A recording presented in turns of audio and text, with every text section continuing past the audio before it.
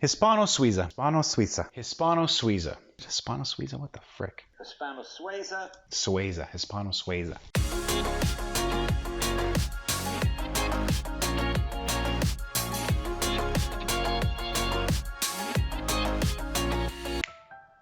Hispano Suiza is definitely not one of those cars that I think about on a regular basis. Yeah! Even if you do know what that manufacturer is. If you don't, here's a quick history lesson. Hispano Suiza actually means Spanish Swiss. It was a Spanish engineering company that was founded in 1904 that gained a lot of recognitions for its pre-World War II automobiles. The cars were positively gorgeous, and we'll talk about that in a quick second. After World War II, it actually made its way through a couple of different companies. Now it's still in aviation, but coming back to its roots with cars. Jay Leno, a car guy, right? Check out his Hispano Suiza.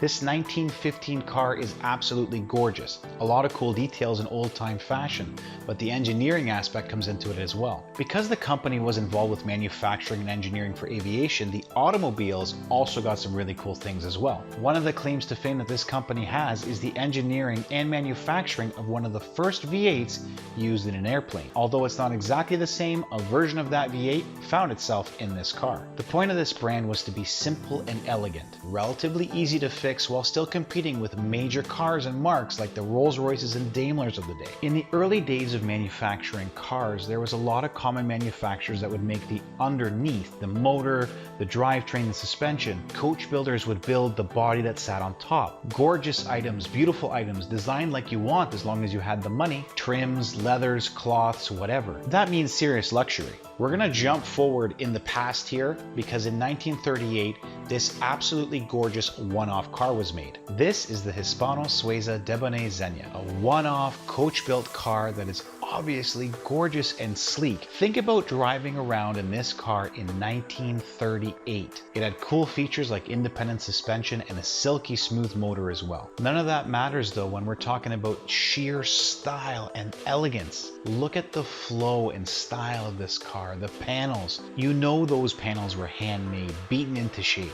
After World War II, we didn't really see anything from Hispano Suiza, but that car definitely influenced what I'm going to show you next.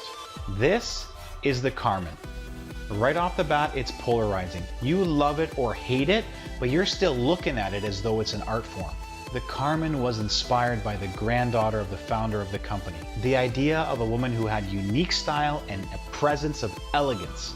I believe the word classy is what they were looking for. Now, I don't know this woman, but obviously someone was in love with her. I mean, look at the body of this thing. It's got flow and smoothness and swoops. It really is pretty. And it's got those unique and elegant defined details. The grille is unique, the covered teardrop shape at the back, but it still has a really aggressive diffuser that's kind of hidden. I like the way the headlights look like eyes and the way the signal lights look like an eyelash. While it's obviously drawing on its history, the Carmen actually is a very futuristic car, fully electric with about 1100 horsepower, 2 electric motors on the rear wheels, and about 400 miles of range. One interesting fact that they're toting from the press release, the low drag coefficient, and they actually compared it to the Porsche 9, the Ferrari F12, and the Koenigsegg Agera.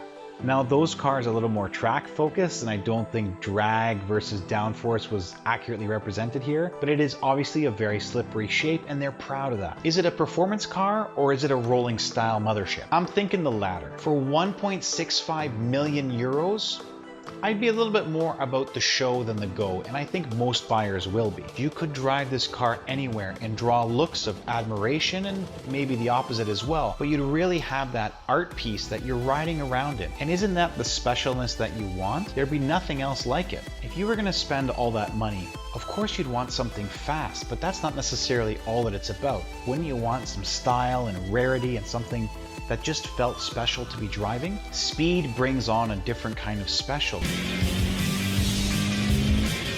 But that's not important to everyone. Maybe it's the experience of how you feel driving that car.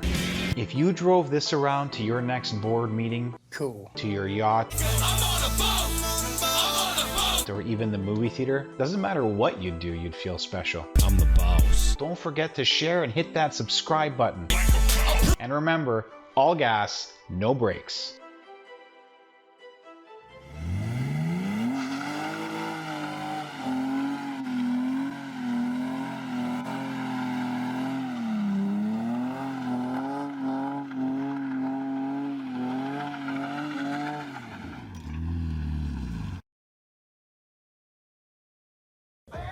not worth